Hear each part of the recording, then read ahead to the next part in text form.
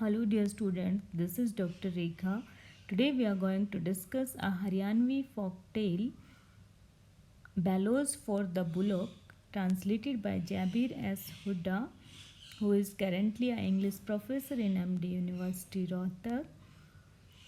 As the title is Bellows for the Bullock. So here, bellows means a loud shout, a keen desire, a craving for something. In this tale, you will find that a poor peasant has a keen desire for getting a bullock. Somehow, he gets a old bullock, but he get trapped and he lose his bullock. So he has the bellows. He has a loud shout for getting his bullock back from the old thug and his sons. Introduction to the story. The title of the story signifies the loud shout made for the bullocks as bellows for the bullocks. The peasant has a loud shout for getting his bullock back. This folk tale is popular in areas of Haryana and adjoining states Rajasthan and UP.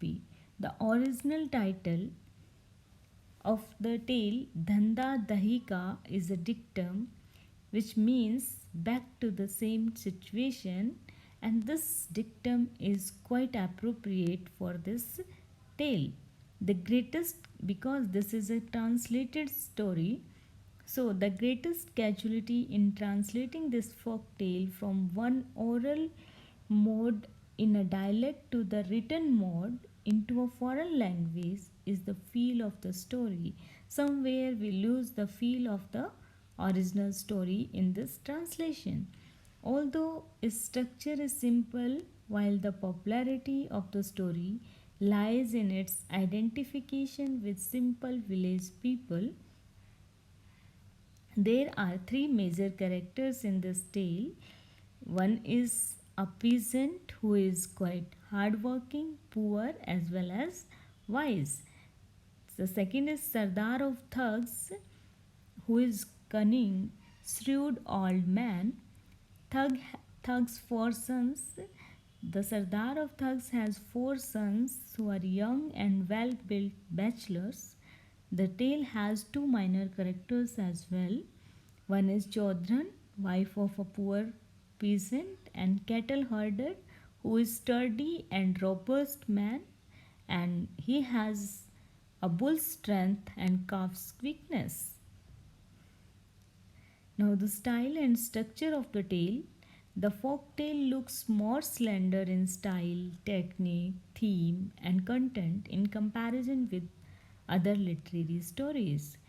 The tale has third person narrative and repetitive incidents. This tale has predictable and one dimensional simple characters because its style is quite simple. Now, the brief overview of the story. In the very beginning, you will find a hard working, innocent peasant who had a small piece of land. He possessed all the qualities of worldly wise villager.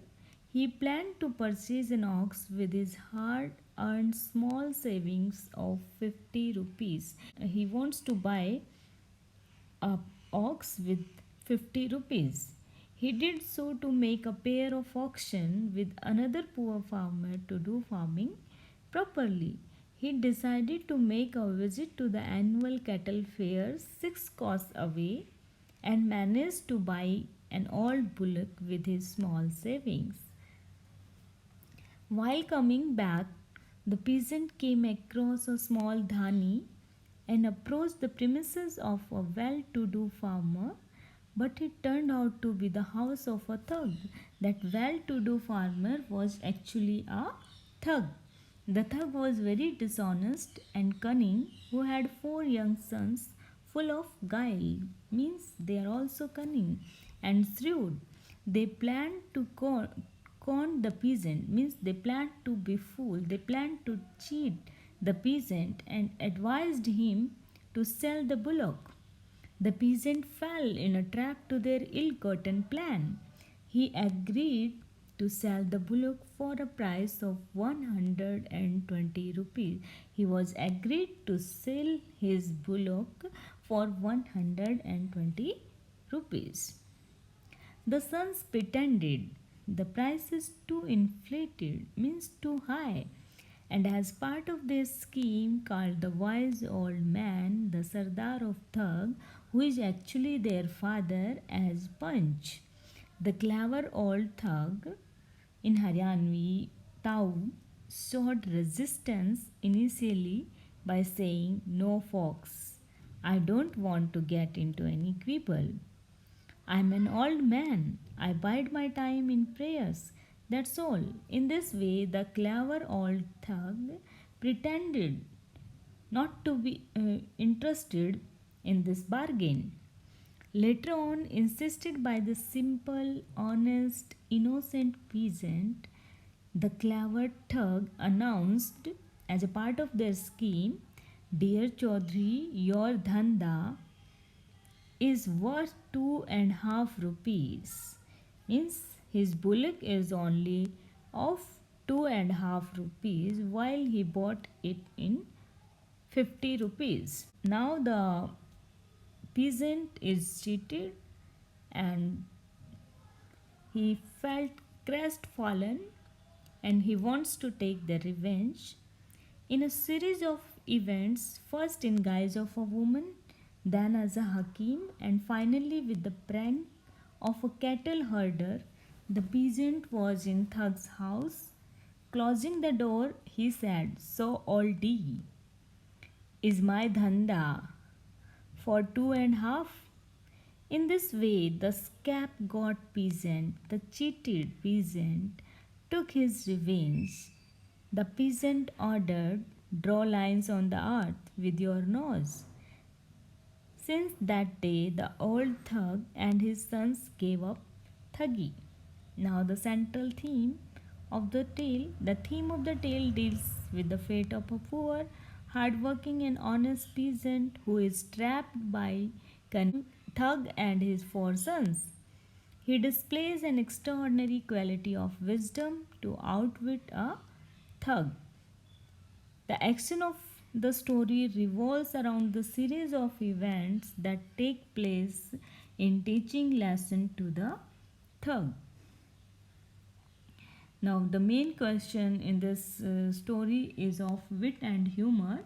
So, no doubt the folk tale is full of humor and wit. The way in which the old thug pretends to be wise and disinterested is quite humorous. You can see that the old thug maintains his practiced detachment as I quote, "Look, brethren, now both the parties are showing me deference, but it's Kalyug. Here punches are treated most wretchedly. I am not inclined to accept this punchpana." I unquote. In this way, the old thug shows his detachment, that he is not interested in this buying this bullock and all that. How peasant teaches to the lesson to the thug and his sons is full of wit and humor, because the poor innocent peasant was cheated by the thug and his sons, so he wants to take revenge and he wants to teach lesson to them. So he uses his wit and humor. His disguise as a woman into his wife's clothes is startling. It's amusing that anybody would take him to be an angel. And it happens that all the four sons of that Sardar wants to marry to this peasant who is in disguise of a woman. His disguise as a hakim is also witty and it produces laughter. He said to the old thug, I quote, "You have been given a sound beating, but it doesn't matter. I'll take care of everything." I unquote. The repetition of the words, "Why oldie is my dhanda worth 2.5" is hilarious. It's quite hilarious. It's quite funny. Weeping and wailing, twitching and cringing, the old thug whimpered, "Forgive me, spare me." The peasant ordered, "Draw lines on the earth with your nose." The old thug obeyed. So, this is all about the story and how the poor peasant takes his revenge from the old thug and teaches him the lesson. And I took this story from Jabir Huda and Randeep Rana's edited book, Literature and Language Part 2. It is published by Orient Black Swan in 2015. Dear students, you are requested to read the full text for enjoying the story and do the exercise. Thanks.